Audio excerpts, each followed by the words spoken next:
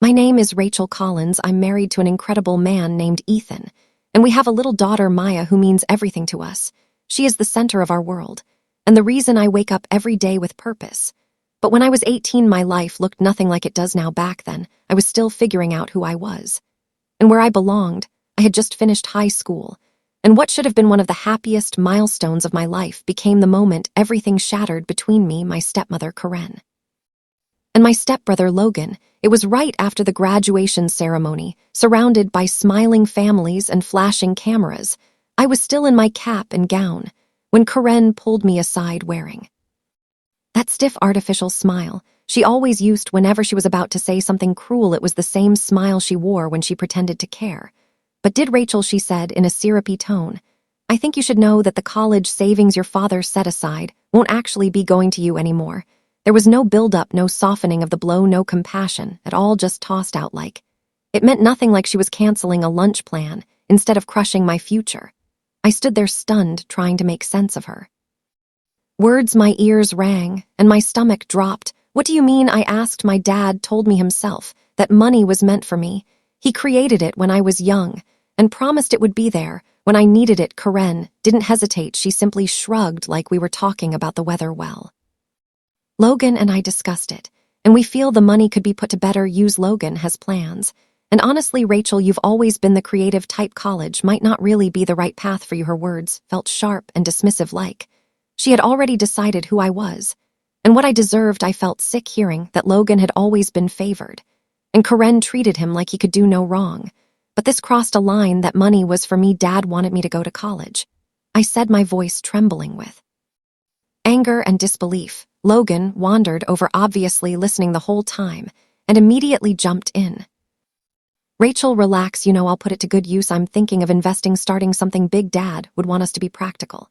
And if college really matters to you, then you can take out loans like everyone else." He said it so casually, like I should just accept it, like my dreams were an inconvenience. My hands shook, my chest felt tight, like I couldn't breathe. "You can't just take something that belongs to me. That's stealing," I shouted, my voice cracking. Karen glanced around, embarrassed that people might hear, and snapped, "Keep your voice down, Rachel. This is private family business. You're being dramatic." Her tone was sharp and threatening. I wanted to scream. I wanted to cry. I wanted someone to stand up for me. But instead I walked away. That entire graduation day felt like it disappeared into fog. The smiles, the congratulations, the celebration all felt hollow. Later that night, I sat on my bed staring at the ceiling, replaying everything over and over. My dad had died the year before, and he'd always protected me. Without him, Karen and Logan held all the control, and I felt completely alone, abandoned in my own home. The next day, I tried again, hoping Karen might change her mind. She rolled her eyes and said, "Rachel, you're grown now. It's time to figure life out on your own. That money is being used for the family, and Logan is part of that family." Her words made it clear I was no longer included. When I told Ethan later, he was my boyfriend back then, he was furious. "They can't do that to you. That money was meant for your future." But legally, there wasn't much I could do. The account was under Karen's name, and without my father, there was no one to stand up for me. Ethan offered to help fight it, but I told him to drop it. I didn't want to start a war I knew I couldn't win, so I let it go, or at least pretended to. On the outside, I acted like I accepted it. But inside, something hardened. Inside, I made myself a promise. I would prove them wrong. I would succeed without their help, no matter how long it took. The years that followed were brutal and unforgiving. I worked several part-time jobs just to survive. While attending a community college, I couldn't afford a 4-year university right away, but I refused to give up, even if it took twice as long. Meanwhile, Logan was living comfortably, claiming he was building a business, when really he was burning through the money that was supposed to secure my future. Karen bragged about him, constantly saying things like, "Your brother is so driven, you should try to be more like him." Each comment felt like salt in a wound. It made my stomach turn. Ethan never left my side. He pushed me forward, and I wanted to quit. Reminded me why I started. By the time I transferred to a university, we were engaged and planning a life together. I still remember Karen's reaction when she found out. "Are you sure you're ready for marriage, Rachel? That's a serious commitment, and you're still trying to find your footing," she said in that same patronizing voice, as if she were disappointed. But not surprised, Logan added, "Yeah, maybe focus on a career first, if you can even call it that." Their words were meant to shrink me, make me doubt myself. I wanted to lash out, but instead I smiled and said, "Don't worry about me, I'm doing just fine." University was one of the hardest chapters of my life. I was constantly balancing work, classes, and exhaustion with no safety net. Most days I barely ate properly, surviving on cheap food and caffeine. I worked nights at a cafe and weekends at a small bookshop, squeezing study time. Wherever I could, it felt like my life was on repeat: work, study, sleep, repeat. There were nights I cried quietly, wondering if any of it was worth it, if I was foolish for trying. But whenever I thought of quitting, I heard my dad's voice reminding me why I started. They might have taken the money, but they couldn't take my determination. The struggle wasn't just financial, it was emotional, knowing my own family didn't care. Karen and Logan never once checked on me. It was like I didn't exist to them anymore. Karen continued hosting parties, bragging about Logan's ambitions, while I lived on instant noodles, counting coins to pay rent. I'll never forget running into Logan at a grocery store. He had a cart full of expensive meat, while mine held canned soup and discount bread. He smirked and said, still playing the broke student role, "How you could have had it easy if you'd made better choices." His words cut deep. I didn't respond. I knew I'd explode if I did. By my second year, things finally began to shift. I landed a paid internship at a local marketing agency.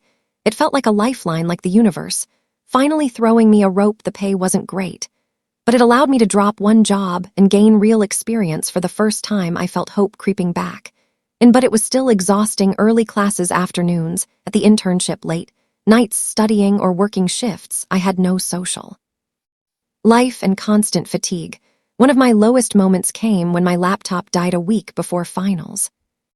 I couldn't afford a new one, so I borrowed an old slow machine from a friend. Opening a document took forever, and every second felt like a test of patience. I remember sitting in the campus library at midnight, breaking down halfway through a paper, thinking about how unfair everything was. Then I imagined Karen and Logan laughing at me, enjoying the money that should have been mine. And that thought pushed me forward.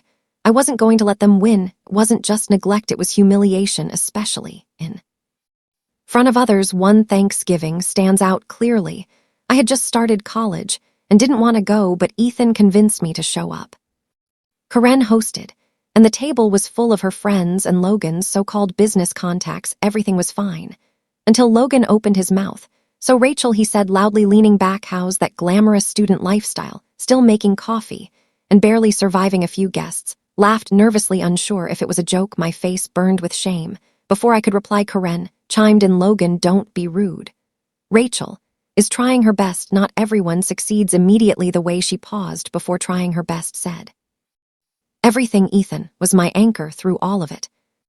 No matter how drained I was, he was there, steady and patient. One night, after failing a major exam, I came home, collapsed in tears, convinced I wasn't good enough. Ethan didn't ask questions. He just held me until I could speak. When I finally told him, he said, "Rachel, one exam doesn't define you. You're doing what most people would have quit long ago. You're allowed to stumble, but you're not weak." Then he made hot chocolate and stayed with me until I felt steady again. It wasn't just what he said, it was how deeply he believed in me. By graduation, I felt like I had conquered a mountain alone. It wasn't just the diploma, it was everything. It represented every late night, every tear, every sacrifice. I'd made it despite everything. I didn't invite Karen or Logan. Ethan and a few close friends cheered as I crossed the stage, and I remember thinking, this moment belongs to me, and no one can take it away. Soon after, I got a job at a mid-sized marketing firm. It wasn't flashy, but it paid well, and for the first time I could breathe. Ethan and I married the following year, and then Maya came into our lives. Everything finally felt aligned, like the pieces of my life were settling into place. Karen and Logan disappeared completely. Climbing the corporate ladder felt natural. After everything I'd survived, I started small, worked harder than anyone, stayed late, took extra projects. Eventually, my manager pulled me aside and said, "Rachel, the way you handled that client was impressive. You have real talent." It meant everything, and also hurt, because strangers believed in me more than my own family ever had. I'd hear coworkers praise me and feel an emptiness, wondering why I never got that from Karen or Logan. After several years, I was promoted to account manager, leading my own team. It felt unreal, like something I once dreamed of, but never thought I'd reach. Ethan celebrated me with a small dinner, saying you earned this not long after Maya was born, holding her changed everything I promised. She would never doubt my love or her worth. While my life flourished, Karen. And Logan's fell apart. Logan's business failed, rumors spread. And he moved back in with Karen.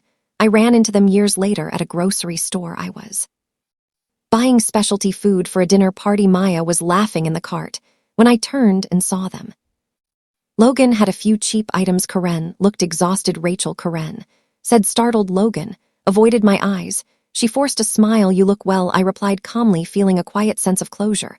After that, they began reaching out. Karen sent messages. Logan texted asking to reconnect. I ignored them until one afternoon I came home and found them standing outside my house waiting. Karen smiling nervously. Logan avoiding eye contact. I asked what they wanted. Karen praised my success. Logan admitted they were struggling. Then came the ask for money. I refused, reminding them of everything they'd done. Karen called it ancient history. Logan said I owed them. I told them to leave. Their threats and insults followed. But I closed the door, feeling free. A year later, at an amusement park, I saw Logan again, working maintenance. He froze when he saw me, then walked away, ashamed. I felt nothing but clarity watching him disappear, holding Ethan's hand, and Maya's laughter filled my ears. I realized I no longer needed their approval.